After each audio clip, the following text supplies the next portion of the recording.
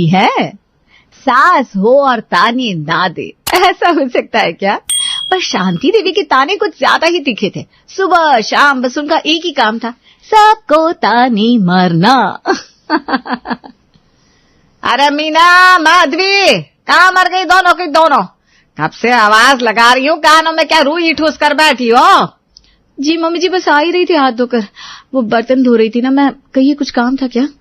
आहा, तो बर्तन धो रही थी। अरे बर्तन धो रही थी तो कौन सा पहाड़ तोड़ लिए जो मुझे जता रही है? 4 बर्तन क्या धो लिए, मुझे सुना रही है। अरे हमारे जमाने में तो हम इतने बड़े परिवार के पूरे बर्तन धोते थे, पर मजाल है मेरे मुंह से कुछ निकल जाए। अपनी सास की एक आवाज पर भागी चली आती थी मैं। खैर, अब बहुओं में वो बात कहाँ। जी मम्मी जी, सॉरी। आपको कोई काम था? बाजार से राशन लाना है, घर में दाल चावल आटा सब खत्म है, पर तुम दोनों को होश कहाँ? सब मुझे ही देखना पड़ता है। माधवी कहाँ है? मम्मी जी, माधवी मन्नू की मालिश कर रही है, आप कहे तो बुला दूं?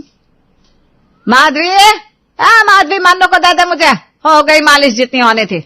अब क्या पूरे दिन मालिश के बहाने बैठी रहेगी? काम चोर कहीं की।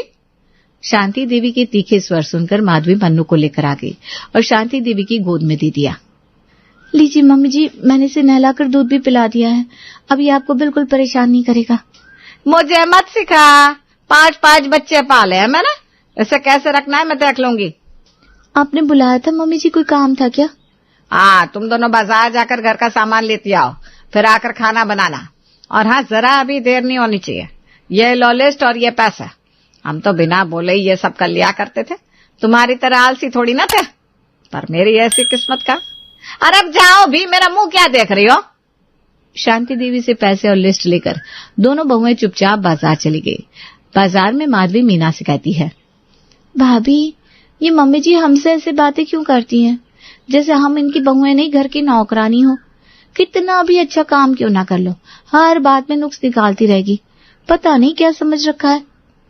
बात तो सही है तेरी, मम्मी जी को अपने आगे कोई दिखाई नहीं देता, हमेशा से सबके साथ ऐसा ही करती हैं। अरे ये तो खुद की बेटी को ना छोड़े, याद है ना कल की बात? हाँ भाभी, कल कितनी बुरी तरह डांट दिया बेचारी सोनम दीदी को, जबकि उनकी क्या गलती थी?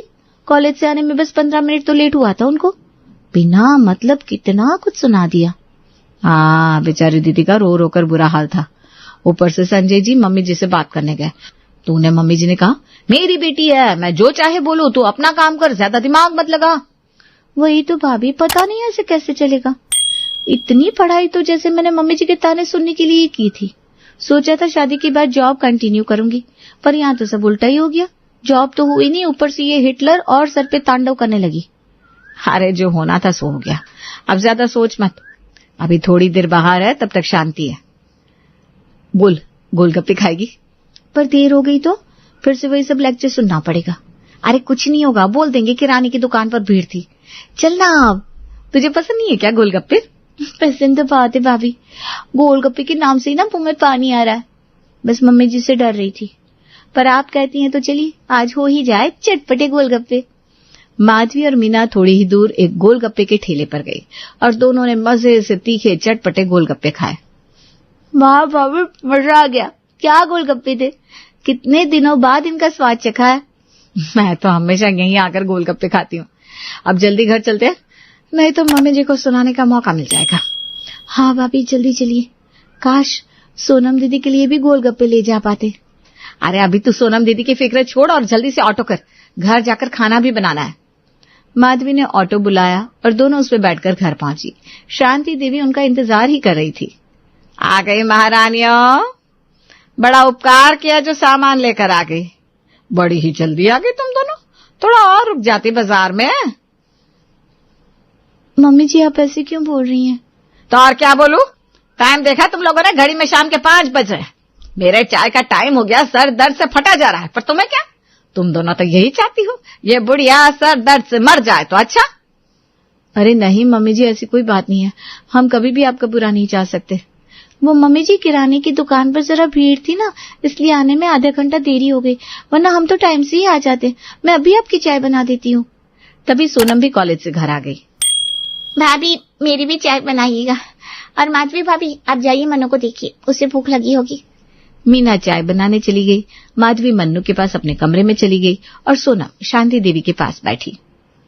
वो मम्मी, मुझे कुछ पैसे चाहिए, कल फ्रेंड्स के साथ मूवी जाने का प्लान बना है। कोई पैसे वैसे नहीं मिलेंगे, बढ़िया ही पैसे चाहिए। अरे तुझे तो फिर भी पॉकेट मनी मिलती है। मैं जब तेरी उम्र की थी ना, तो ना अपने माँ बाप से पैसे मांगती और ना वो मुझे देते, फिर भी मुझे कोई दिक्कत नहीं थी, और तू आए दिन मांगने चली आती है। मम्मी ऐसे क्यों बोल रही हैं आप? आपका टाइम अलग था, हमारा अलग है। जरूरी तो नहीं ना कि मैं भी आपकी तरह रहूं। जबान भी चलने लग गई है तेरी, कहाँ से सीखा ये सब? मैंने तेरे भाइयों से कहा भी था कोई जरूरत नहीं कॉलेज भेजने की, वहाँ यही सब बदतमीजी करना सीखेगी, लेकिन उन दोनों ने एक नहीं मानी। पर अब नहीं, कल से तेरा कॉलेज जाना बिल्कुल बंद। प्लीज मम्मी, मेरी ज्यादा से मत करो, मुझे पढ़ना है। आपको पैसे नहीं देने मत दो, पर मुझे कॉलेज जाना है। एक बार कह दिया सो कह दिया, कॉलेज जाना बंद। तभी मीना चाय लेकर आई। सोनम को रोता देखकर उसने कहा, मम्मी जी दीदी को पढ़ने दीजिए ना, आजकल बेटियों को पढ़ा लिखा कर अपने पैरों पर खड़ा करना चाहिए, और सोनम तो पढ़ाई में तेज भी है। चुप कर, मुझे ज्यादा ज्ञान मत दे। मैंने दुनिया देखी है, मेरे से ज्यादा तू नहीं जानती क्या सही है और क्या गलत, और मेरे सामने बोलने की कोई जरूरत नहीं है। मैंने मेरी खुद की बेटी को सजा दी है मुंह चलाने की, तो तू किस खेत की मूली है? अब मीना ने कुछ नहीं कहा। चाय पकड़कर वो अपने कमरे में चली गई। सोनम भी रोते हुए अपने कमरे में चली गई। रात को संजय और मनोज ऑफिस से घर आए तो मीना ने उनको सारी बात बताई। आज सोनम दीदी ने मम्मी जी से मूवी के लिए पैसे मांगे थे, मम्मी जी ने देने से मना कर दिया, और वही अपने टाइम का राग शुरू हो गया। इस पर सोनम दीदी ने कह दिया कि आपका टाइम अलग था। ओहो, मम्मी जी का तो ईगो ही हर्ट हो गया। उन्होंने गुस्से में सोनम जी का कॉलेज जाना ही बंद करवा दिया। अब क्या कर सकते हैं, मम्मी का स्वभाव ही ऐसा है हमेशा से। उनको जो चीज सही लगे बस वही सही है, बाकी सब गलत। मम्मी अपने आगे किसी को कुछ नहीं समझती। बेचारी सोनम ने एक मूवी जाने के लिए पैसे ही तो मांगे थे, कॉलेज जाना क्यों बंद करा दिया उसका पता नहीं। मैं बात करता हूँ मम्मी से। कोई फायदा नहीं है, उन्होंने एक बार कह दिया तो वो अब नहीं सुनेंगी। हाँ, मैंने समझाने की कोशिश भी की, पर वो तो मुझ पर बरस पड़ी। मुझसे तो सोनम का रोना देखा नहीं जाता, शाम से बस अपने कमरे में रोए जा रही है। हम चाहकर भी कुछ नहीं कर सकते। अगर कुछ ज्यादा कह दिया तो मम्मी कहेगी पापा के जाने के बाद हमें उनकी वैल्यू नहीं है। हाँ, और फिर वो अलग ही ड्रामा शुरू हो जाएगा।